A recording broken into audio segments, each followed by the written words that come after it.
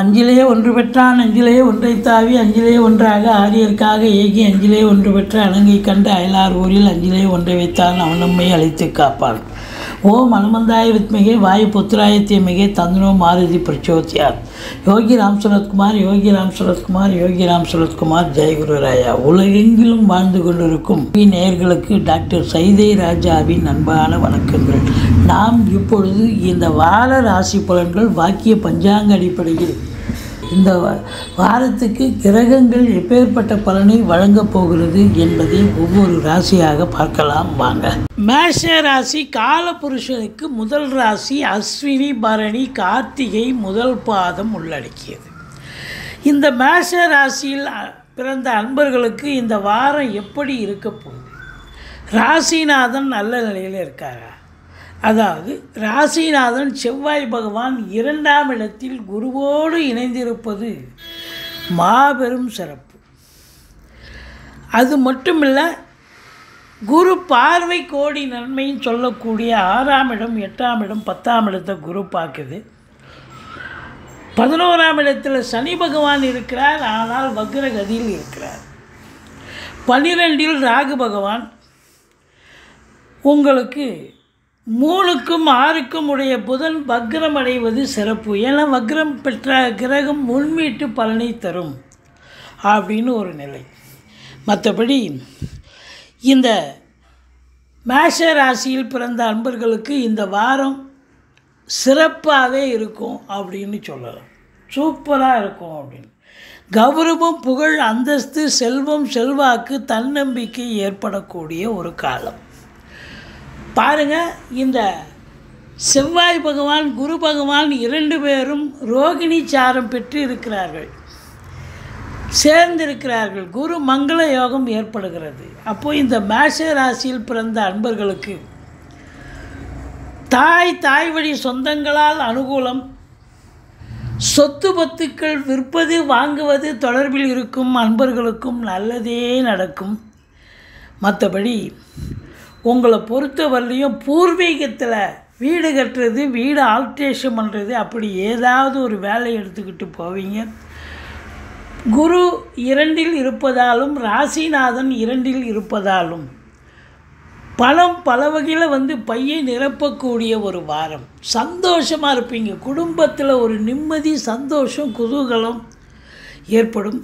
வீட்டிற்கு வரக்கூடிய விருந்தாளிகளாலும் நட்பு வட்டாரங்களாலும் வீடே கலகட்டும் சந்தோஷமாக இருக்கக்கூடிய ஒரு வாரம்.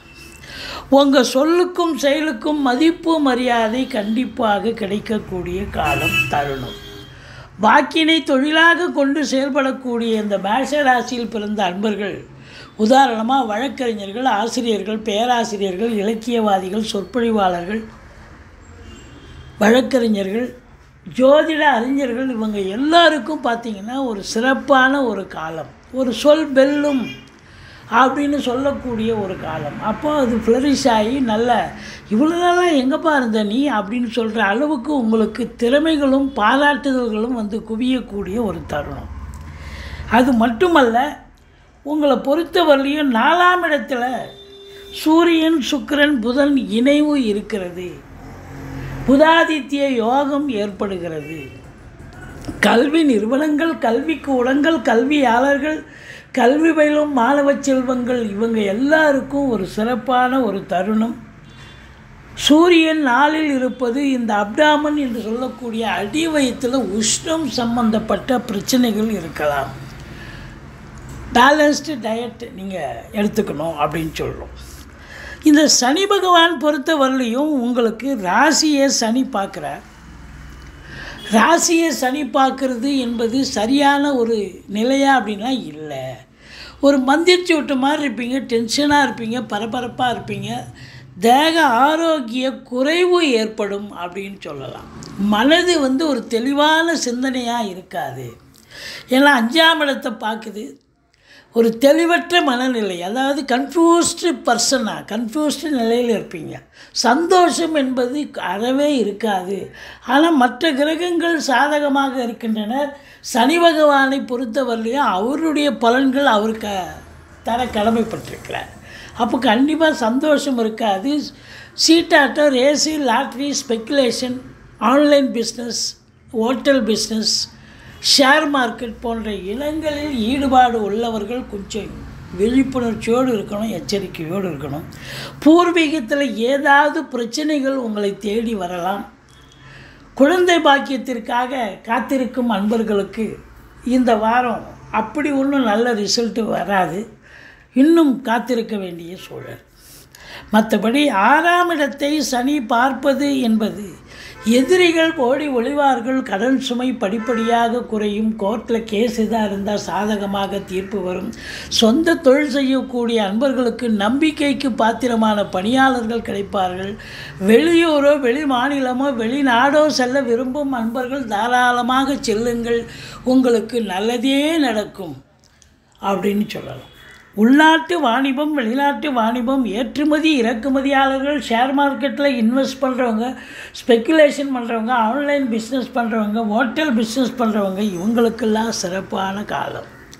மற்றபடி 7ஆம் இடத்து அதிபதி 4இல் இருக்கிறார், சூப்பர்.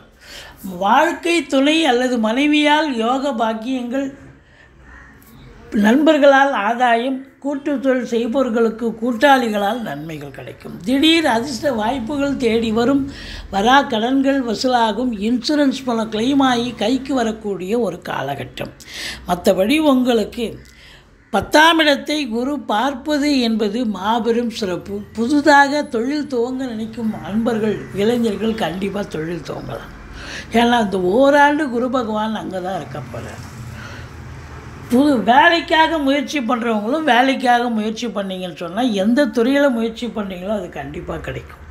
மொத்தத்தில் புதிதாக தொழில் துவங்க நினைப்பவர்களும் சரி, வேலை வாய்ப்புக்காக முயற்சி பண்ணுறவங்களுக்கும் சரி நல்லது நடக்கும். ஏற்கனவே தொழிலில் ஈடுபாடு உள்ளவர்கள் கொஞ்சம் அதிகப்படியான முயற்சி தேவை, உடல் உழைப்பு தேவை. அதாவது மேலாமினிக்கியாக வேலை பார்க்க முடியாது. 8 ஹவர் டியூட்டினா 10 ஹவர் வேலை பார்க்கணும். உதாரணமாக இந்த லேத் ஃபேக்ட்ரி கம்பெனி, இரும்பு உபகரணம் இல்லாத கம்பெனியே கிடையாது. சின்ன லேத் ஃபேக்ட்ரி பெரிய ஃபேக்ட்ரி வரைக்கும் பார்த்திங்கன்னா தொழிலாளர்கள் கொஞ்சம் அதிகப்படியான உழைப்பு தேவைப்படுகிறது அப்படின்னு நம்ம சொல்கிறோம். ரொம்ப ரொம்ப எச்சரிக்கையாக இருக்கணும். மற்றபடி உங்களை பொறுத்த வரலையும் தொழிலில் எவ்வளோக்கு எவ்வளோ இன்புட்டு போடுறீங்களோ அவ்வளோக்கு அவ்வளோ அவுட்புட்டு கண்டிப்பாக கிடைக்க போகிறது. தொழிலில் மேன்மை, உத்தியோக மேன்மை இருக்கும். ஆனால் தொழிலில் சிரமப்பட வேண்டிய சூழல், அதிகப்படியான உழைப்பு தேவைப்படுகிறது. மற்றபடி வெளியூர் வெளிநாட்டு பயணம் அனுகூலத்தை தருமா என்று சொன்னால், உங்களுக்கு உங்கள் ஜனனகால ஜாதகம் இப்பொழுது வெளிநாடு போகணும்னு ஒரு அமைப்பு இருந்தால் தாராளமாக கிளம்புங்க. இந்த வாரம் கண்டிப்பாக வெளிநாடு பயணம் உங்களுக்கு அனுகூலத்தை தரும். உங்களை பொறுத்தவரையிலையும் செவ்வாய் 2இல் இருப்பதால் குடும்பத்தை பற்றியும்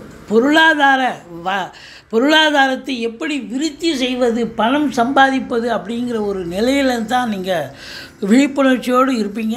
மற்றபடி நீங்கள் வணங்க வேண்டிய தெய்வம் அப்படின்னு பார்த்தீங்கன்னு சொன்னால் ராகு பகவான், அதாவது துர்க்கையை வழிபாடு செய்யுங்கள். வாழ்க்கை வளமோடும் நலமோடும் அமையப்போகிறது. மொத்தத்தில் இந்த மேஷ ராசிக்கு இந்த வாரம் சூப்பரான ஒரு வாரம்.